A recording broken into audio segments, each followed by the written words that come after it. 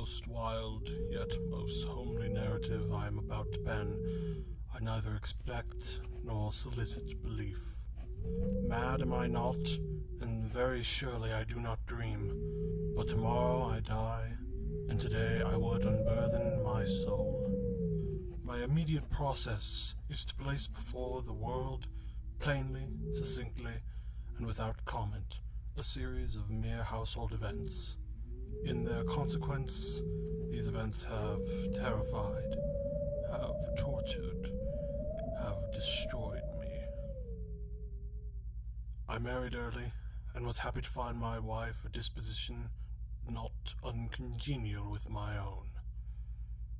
Observing my partiality for domestic pets, we had birds, goldfish, a fine dog, rabbits, a small monkey, and a cat. Pluto, this was the cat's name, was my favorite pet and playmate. He attended me wherever I went about the house.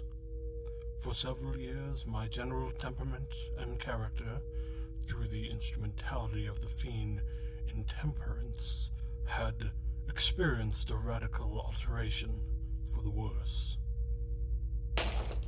Even Pluto began to experience the effects of my ill temper. One night, returning home, much intoxicated, I fancied the cat avoid my presence.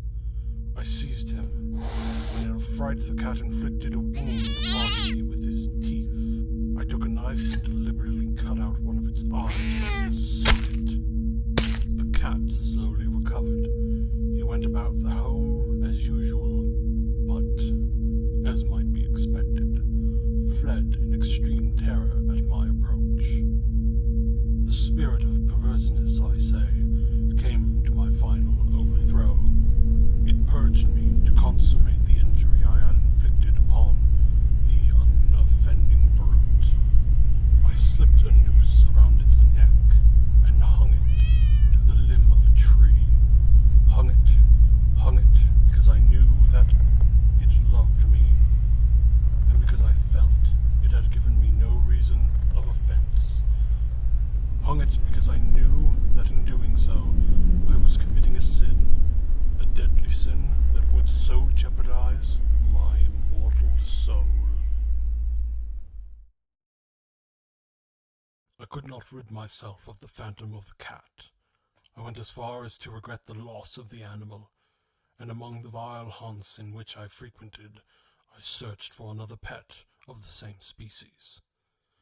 One night, as I sat in a den of more than infamy, my attention was suddenly drawn to some black object.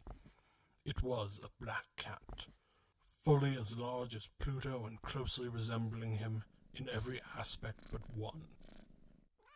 Pluto had not a white hair upon any portion of his body, but this cat had a large, although indefinite, splotch of white. Upon my touching him, he immediately aroused, purred loudly, and rubbed against my hand. When I prepared to go home, the animal evinced a disposition to accompany me. I permitted it to do so.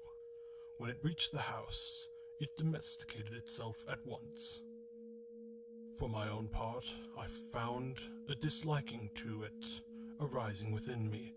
I avoided the creature, but gradually, very gradually, I came to look upon it with unalterable loathing. Added to my hatred of the beast was the discovery, on the morning after I brought it home, that, like Pluto, it had also been deprived of one of its eyes.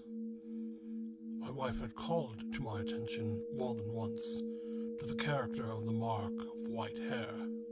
It was now the representation of an object that I shudder to name. I say, the image of a hideous, of ghastly thing, of the gallows.